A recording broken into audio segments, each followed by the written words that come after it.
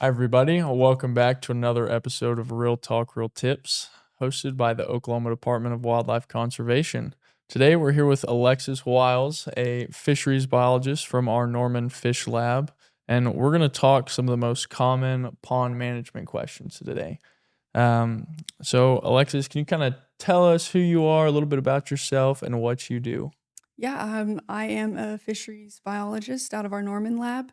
I've been working for Oklahoma about 6 years now.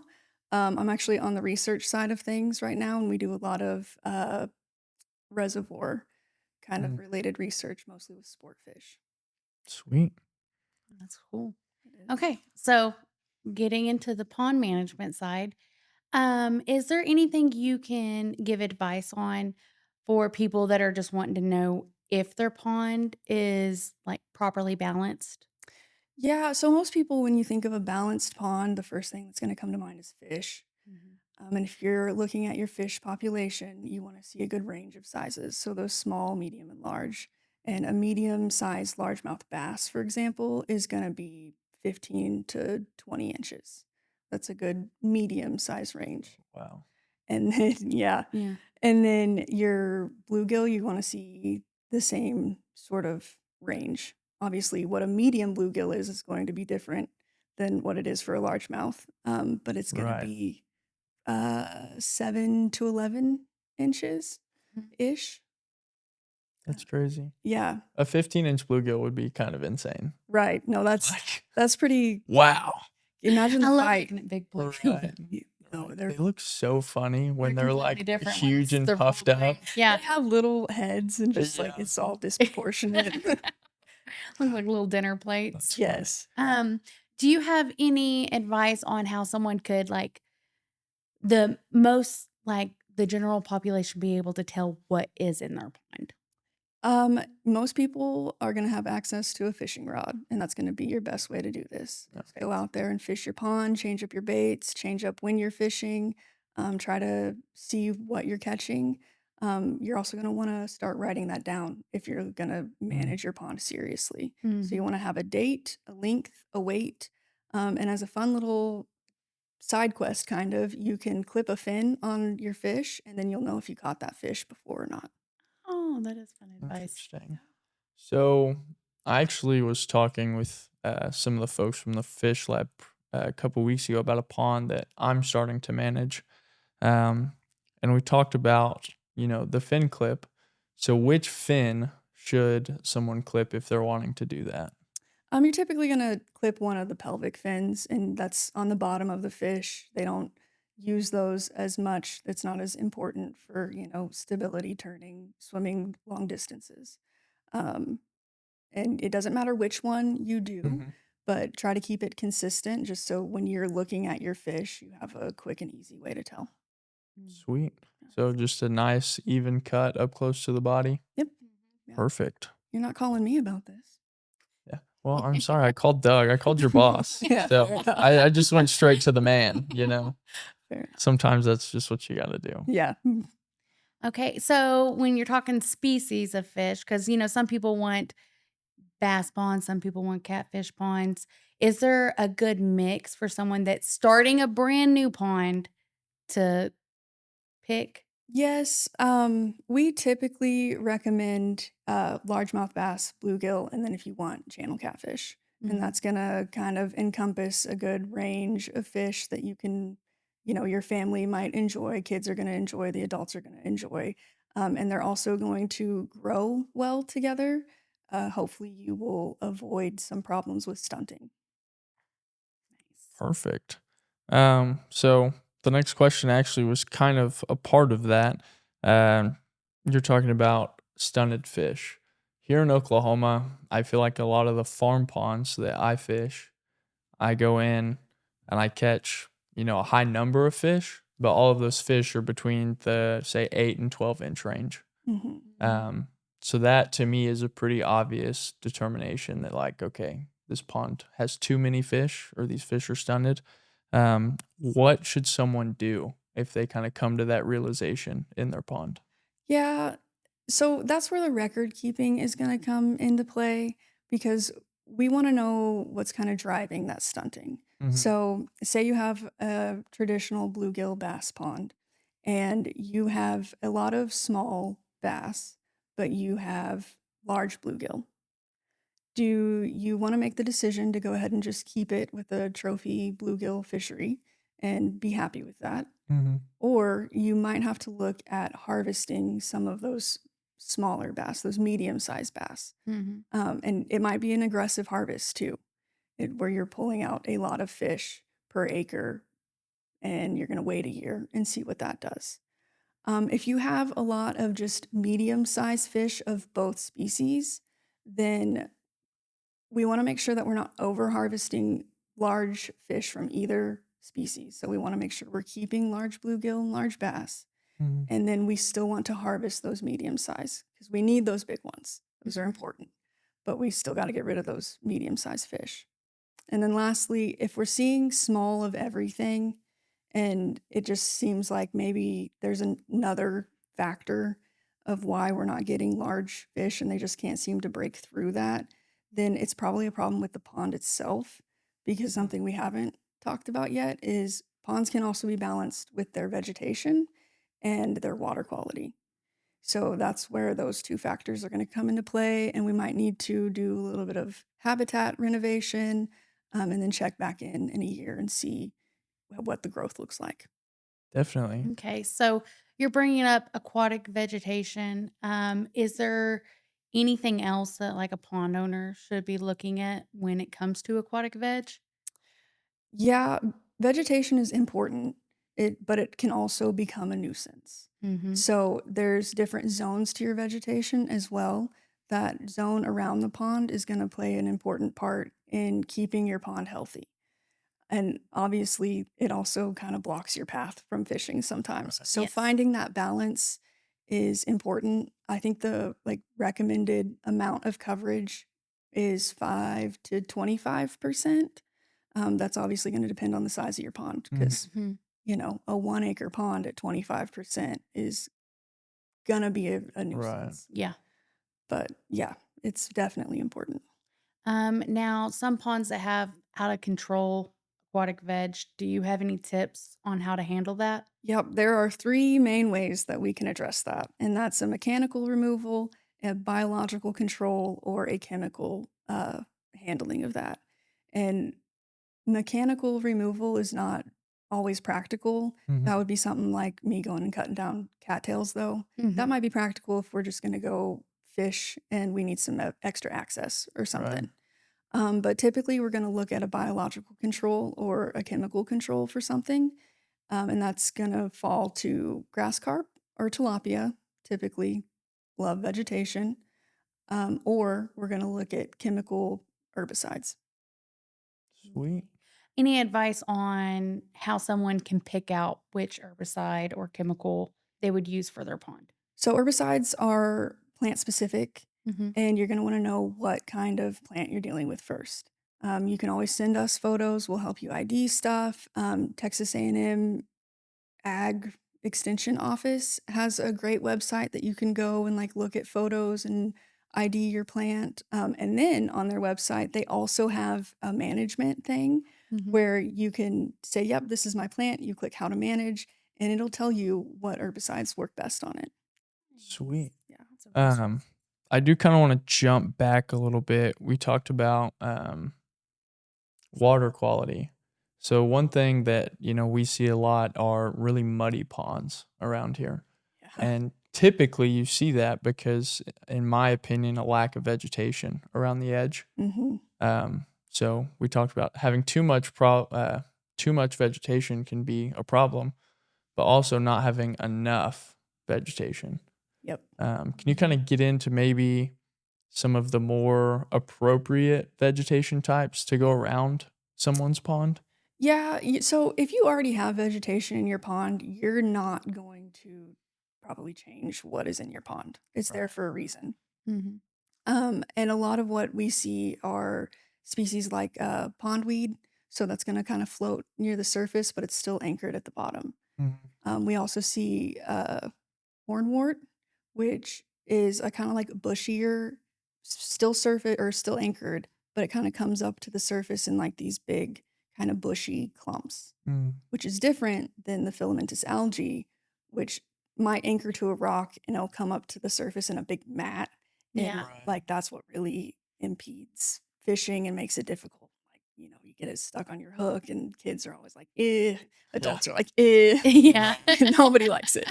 I know. I was literally in a pond last week up to my chest with a rake Yep. getting out algae Yeah. because I kind of wanted to avoid the chemical control.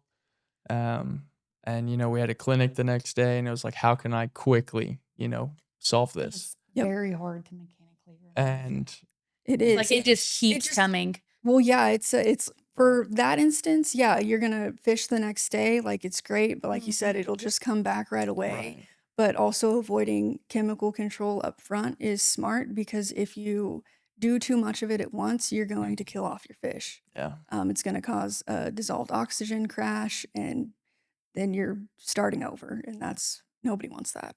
Mm. Oh, Oh, you have sorry. some? I was about to go into. Do you have any more advice on the algae? Like what can cause it or Yeah, so hopefully if you have a good balance in your plants, then we're limiting algae growth. Algae is Mhm. important, like it's part of that base for the food pyramid for your entire system. So we need it, but it does become a problem when it's an excessive amount. Like Right. this is all about balance. Mhm. So you can treat it with copper sulfate, but again, there's a risk in that. If you treat too much, you might kill your fish. Mm-hmm. Mhm. So things to consider. Definitely. I kind of want to jump all the way back to the beginning. Um, when we're talking pond management, um, would you say that the most important thing is to, from the beginning, have a goal and know what you want to achieve? Yeah, definitely. I think, most people in pond management tend to kind of skip that step Mm-hmm. and they get started and they start managing, they start culling fish, and then they're like, well, what am I really going for here? Yep. And it's like, at one point, this pond was for my grandkids to come and just catch a bunch of fish, but you've culled out 80%, probably not 80%, but you've culled out a bunch of fish, Yeah. and now your catch rates aren't as good, but you're growing more quality fish. So that's an improvement, but that wasn't the goal.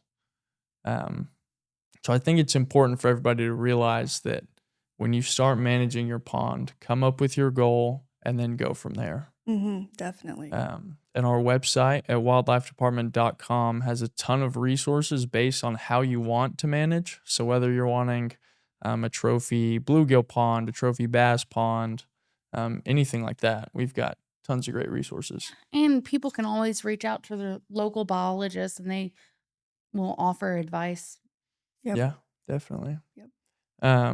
We're kind of talking vegetation, and that'll kind of lead us into this question. Habitat. So we're talking some vegetation is high quality, right? It's great habitat for fish. But then you have, other vegetation, algae and such that you're like, ugh, don't really want that. Yeah. How can someone find, a good line between having plenty of habitat, but also not ruining their fishing? Yeah. If your fish are in a good health and you still have access, then I'd say you're probably in a good balance. If you are not having good access and your fish look like they're suffering a little bit because they will get choked out, like they Mhm. won't have anywhere to Mhm. go in that. They won't be able to access their food. It might limit spawning habitat, and so Right. then you're not getting new fish. So it's kind of, again, that knowing your pond, kind of keeping up with it, knowing what your fish are looking like. It's gonna go back to goals a little bit of what do I actually want from this. Um, it's gonna depend on the system itself because if we're getting a lot of nutrients into a system, controlling growth is gonna be kind of hard. Yeah. Mm. And so nutrients can come from a few different sources. If your pond is on land and you have cattle around that, then anything from those cattle, the waste and stuff, is going to wash into your pond. So you might consider limiting cattle access to it, which will also help with the turbidity and cloudiness problem Right. Mhm. because you're hopefully stabilizing the bank a little bit more too. Mm. Um, and then the other part of that is feeding fish. Some people choose to feed their fish. If you do, you run the risk of adding nutrients. If those Mhm. fish are not eating the food completely, then that's just going to decay and add nutrients to it. So be mindful if that's the route that you choose to go. You don't want to cause more problems. Yeah, because those excess nutrients can also cause DO crashes in the Exactly. heat of the summer. Yeah. If you, it goes back to anything that's going to decay in your Mhm. pond could cause a DO kill if you have a large amount of it. So when you treat your aquatic veg, you need to be careful because you could cause a kill. I don't see it as often, but sometimes if you have a lot of trees surrounding a pond and we have a cold snap real bad and they drop all of their leaves at once, Mhm. you might be on the lookout. That could cause a problem. Right. So you two are using more scientific terms a little bit and talking about a DO crash. Yes. I think general public would consider that turnover, right? Is that No, same thing, different? it's different. Yeah. So, a dissolved oxygen crash can happen when something consumes the available oxygen in the water column. And a turnover event is usually when we have, it's not always, sometimes something can influence Mm. this, but usually the water layers have settled out. And so the bottom of the pond has a kind of toxic environment to it. And during spring and fall, when water temperatures change, Mhm. those layers mix up. And sometimes you'll notice maybe your pond smells funny or it looks just extra awful. Right. That's a turnover event. Okay. Are there any ways to combat this dissolved oxygen problem or a turnover problem?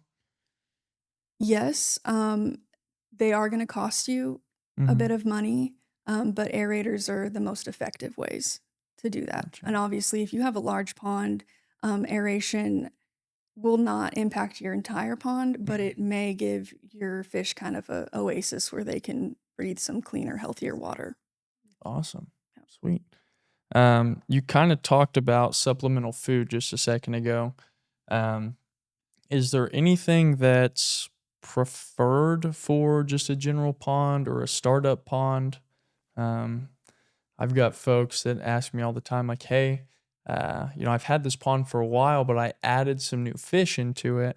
Should I start feeding? Should I add minnows, crawfish, different things? And what might be the best option there? Um, that's going to go along with your personal goals. If you want to grow big fish really quickly, then yes, you're probably going to need to feed something. Um, a note about largemouth bass is that they do not pellet train very easily. So if you are going to spend your money on pellet trained fish, you're going to probably be spending more. Mm-hmm. You're going to have to Mhm. feed them the higher protein diet, which will be more costly. Right. And then you're only getting um, that group's worth of pellet trained fish because the offspring of those fish are not going to know to eat the pellets either. So you might get, 10 plus years, probably not Mhm. more than 20 out of those fish, Right. but at some point, uh, it's not practical anymore. Hmm. Very costly. Yes. Kind of a part that you may or may not know. Is there any impact that pellet training has on fishing? Is that anything y'all have studied or looked at? As far as like, does it make them more catchable? I would say less catchable, possibly. These fish are getting used to eating pellets twice a day. So does Hmm. that make them less likely to hit a lure or? I don't know, but like our trout that we stock are Mhm. pellet trained and they Yeah, bite. that's So that's very true. Yeah, but How many people do you think are just throwing something that looks like a pellet out there? I don't know. I don't know either. I don't. That Well, might I be thought good. about s- that. Yeah. That might Like, be a would good it work study. if you get a little piece of dog food and just? Maybe. I'm gonna be reaching out to Doug soon and be like, "Hey, dude, I need you to study this for me because I'm curious." I mean, that's pretty I bet cool. it's been done. Yeah. I don't know for certain. I would say when you pellet train fish, they tend to be less spooky. Mm-hmm. Mhm. So that's an added bonus. Hmm. But yeah, as far as catchability goes, I don't know. Interesting. They'll, We'll have to look they'll into race that. to you, like when they hear Yeah. you coming, like Yeah. the gator coming. They'll race down the end of the pond to That be is true. fed, eat their brown rocks. Yep.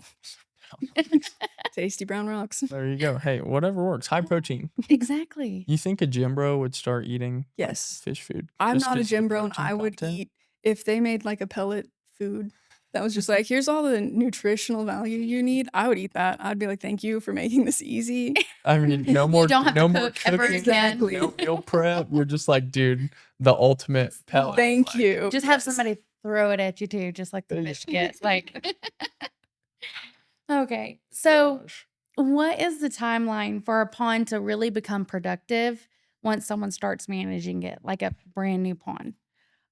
Within the first year, you'll start to see changes. Mm-hmm. It's going to depend on if you feed, Mhm. how you're managing it, how aggressively you're managing it, the size of the pond. Like so many factors go into it, but you should be kind of monitoring your changes year to year.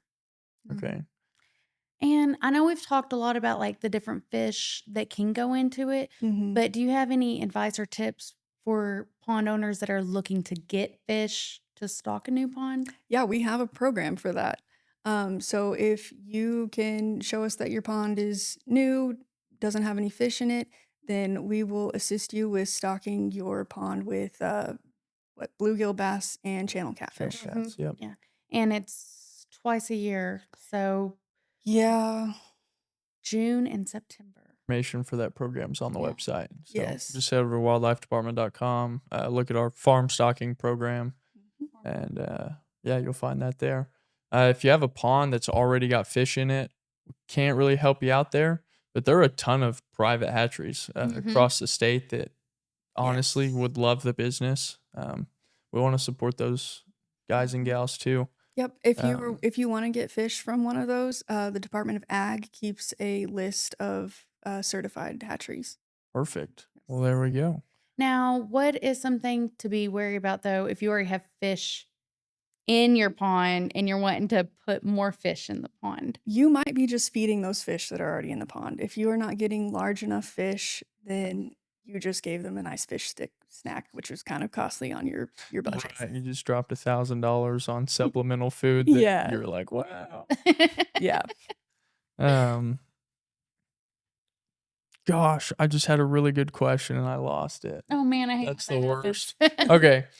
Okay. You talked about fish going into the pond. Let's talk about fish coming out of the pond. So there are certain fish that we probably don't want in a pond. Can you maybe give some examples of those species and why you might not want them in your pond? So, yes, there are fish that we don't necessarily want in a pond. The two big ones are going to be green sunfish and crappie because they just have a tendency to stunt. They Mhm. overproduce like crazy, and they're just difficult to remove from a pond. Are they in there? Yes, it does happen. You might just want to increase your predator base and try to harvest as much of those as possible. The other ones are stuff like carp, um, bullhead catfish. This is all a kind of more opinion based, I Mhm. feel like at this point. There's a case that they're gonna stir up turbidity. Obviously, carp are not native, so feel free to remove those. Yes.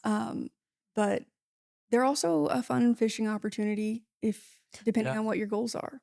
So removal is definitely an option and something that you should consider. Mhm. But at the same time, if you are enjoying that fishing opportunity, then I wouldn't stress about it too much. Yeah, definitely. No, great answer. Are there any like pond owner do nots from a pond management perspective? like common things that you have pond owners do maybe that they reach out and are like, hey, we did this, and you're just like face palm, why would you do that? Yeah, the stocking the fish without really knowing what's in your pond first is, that's kind of on you if you wanna decide to do that, but you might be wasting your money, and that sucks. I don't want anybody to waste their money. Mhm. Making too many changes all at once is gonna kind of just be a hindrance to yourself because now you're not gonna know what you changed that worked Yeah. and why your pond is acting the way that it is. So if it's working out great for you, that's awesome. But if it didn't work out, now we're not sure where to go from here. Um, Right. There's too many external things to look at that you're like, well, I did these 4 things, but I can't determine which right. of the 4 caused this Yes. extra issue. Yep. Yeah. And then the other one is this is all about like you guys having fun with your ponds Mm-hmm. and having a great opportunity. And there's a whole industry around this. People will manage your ponds for you. So if this is becoming your full time job stressor, then we've probably lost sight of what's really important here, which is just Yeah. having a fun fishing opportunity. So don't forget to just relax, have fun with it. Don't expect changes to happen, by the end of the season because it's just not. Right. And enjoy what you have. Definitely. Takes fish a minute to grow. It does. Okay. So, what's the worst pond problem that you have seen? I have seen several instances where people are fed up with the vegetation in their pond and they choose to chemically treat it, Mhm. but they overdo it. Oh no. Yes. And so they have killed everything in their pond. It's just a nuclear wasteland out there. They're starting over from square one. And again, that kind of sucks because you've spent money now on the treatment for it, and now you're going to have to spend money to put new fish back into it. And you're starting over from having to grow those smaller fish into something that's catchable. And yeah, I could see where That's that's sad. disheartening for Yeah. a lot of people. Definitely. Alexis, thank you so much for your time today and answering all of our pond questions. I threw you a couple curveballs in there, so I'm sorry. That tends to happen every episode. Yeah. Like, Oh, come up Okay. with these yeah. questions that just It's hit me. fun. I hope people have found it Um, informative.